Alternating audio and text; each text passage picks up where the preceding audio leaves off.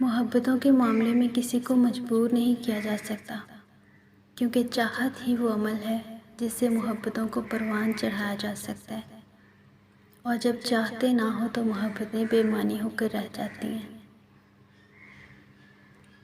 پھر ہم ٹھوکریں کھا کر اتنے سمجھدار ہو جاتے ہیں کہ گلے شکوے، ناراضگی، دل کا دکھنا یہ سب پیچھے چھوڑ کر آگے بڑھ جاتے ہیں۔ پھر سمجھ آ جاتا ہے کہ کس کے ساتھ کتنی بات اور کیسی بات کرنی ہے، کس کو کتنا اور کہاں وقت دینا ہے۔ شکر ادا کیا کریں اپنے رب کا، ہر سکھ دکھ کے حال میں ہمیں کچھ نہ کچھ سکھاتا ہے، جو ہمیں سمجھدار بننے کا موقع دیتا ہے۔ شکر اس رب کا جو ہمیں سب سکھا دیتا ہے۔ مذاق کرنا، دوسروں کو ہنسانا، یہ حد میں رہے تو اچھا لگتا ہے، مگر جہاں یہ کسی کی دل آزاری کا سبب بن جائے، کسی کی نقل اتار کر اس کو دکھ دینے کا باعث بنے، وہاں تعلقات بگڑتے اور جھگڑا فساد کا سبب بنتے ہیں، اور اللہ کو فساد پسند نہیں ہے۔ ایک بات ہمیشہ یاد رکھیں کہ مذاق کیا کریں، مذاق اڑایا نہ کریں۔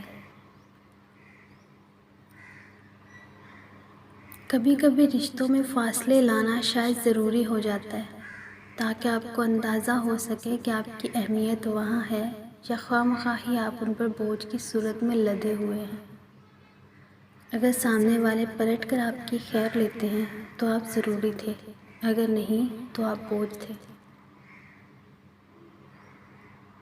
کبھی کبھی ہمارے کچھ رشتے بھی انہی پتوں کی طرح ہمیں خود سے جدا کر دیتے ہیں، اور وہ یہ نہیں جانتے کہ جب یہ جدا ہو کر نیچے گر جائیں گے تو کس طرح کا ظلم ان پر ڈھایا جائے گا۔ کوئی پاؤں سے روند کر آگے بڑھ جائے گا اور کوئی اکٹھے کر کے آگ کی بھٹی میں جلا دے گا اور ہمیشہ کے لیے فنا کر دے گا۔ اپنی انا اور ناراضگی کو اتنا نہ بڑھائیں کہ آپ پھر چاہ کر بھی ان پتوں پر سبز رنگ نہ بھر سکیں۔ لوگ بے جان چیزوں کے ٹوٹنے پر برہم ہوتے ہیں، اداس ہو جاتے ہیں، لیکن انسان کا دل توڑ کر نہ کبھی کوئی برہم ہوا ہے نہ اداس، کیونکہ ہم لوگ چیزوں سے محبت کرتے ہیں، انسانیت سے نہیں۔ سوالوں کی دنیا میں کھویا ہوا انسان جواب کی تلاش میں اکثر اپنی پوری عمر گزار دیتا ہے۔ شاید یہی وجہ ہے کہ علم کی کوئی حد ہی اب تک مقرر نہیں ہوئی۔ زندہ لوگوں کو پاؤں تلے روند کر ہم قبروں پر پاؤں رکھتے ہوئے خوف زدہ ہوتے ہیں۔